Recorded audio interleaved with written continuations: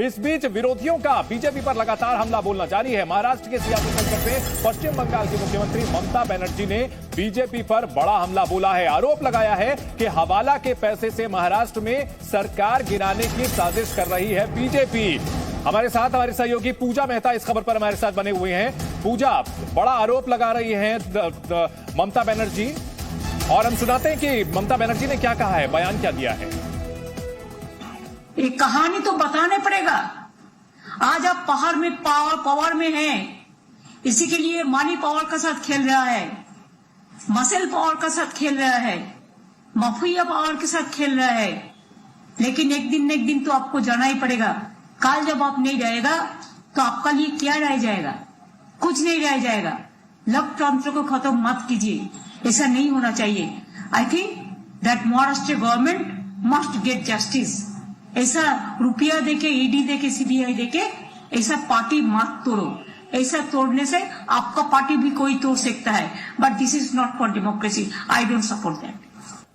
पूजा मेहता हमारे साथ हैं। पूजा, बंगाल चुनाव खत्म होने के बाद कई बीजेपी नेता, अर्जुन सिंह, मुकुल राय, इसके साथ साथ अगर बात की जाए बाबुल सुप्रियो की, तो ये सब छोड़ करके चले गए हैं। क्या ममता बनर्जी ये कहना चाहती हैं कि जो आरोप लगा रही हैं बीजेपी पर, इन्हीं तरीकों का इस्तेमाल उन्होंने भी किया था?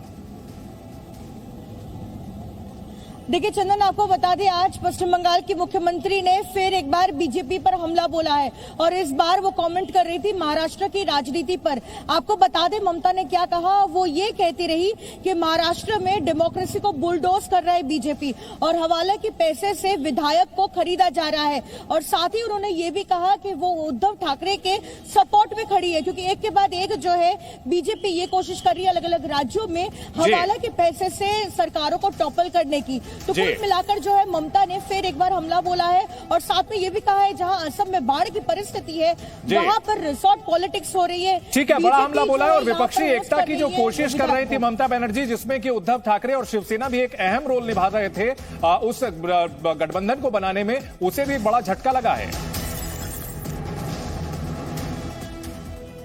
बिल्कुल चंदन, अगर आप देखें तो पश्चिम बंगाल को जिस तरीके से मैंडेट मिला था और फुल मेजॉरिटी के साथ वो चुनाव जीती थी, महाराष्ट्र में ऐसा नहीं हुआ था। कोलिशन गवर्नमेंट थी। तो कुल मिलाकर जो एक यूनाइटेड ऑपोजिशन की अगर हम बात करें तो ममता बनर्जी जो एक साथ सभी को लाना चाह रही थी एक ही प्लेटफॉर्म पर, ये यूनाइटेड ऑपोजिशन के लिए भी बड़ा धक्का हो सकता है, क्योंकि जैसा कि संजय राउत कह रहे थे कि वो अलग हो सकते हैं महाविकास आघाड़ी सरकार से, और अगर इसमें एनसीपी, कांग्रेस और शिवसेना फॉल आउट करती है तो ये यूनाइटेड ऑपोजिशन पर भी जो है काफी खतरा हो सकता है, और फिर एक बार जो है ममता बनर्जी नाकाम हो सकती है हर एक ऑपोजिशन पार्टीज को यूनाइट करने में। जी।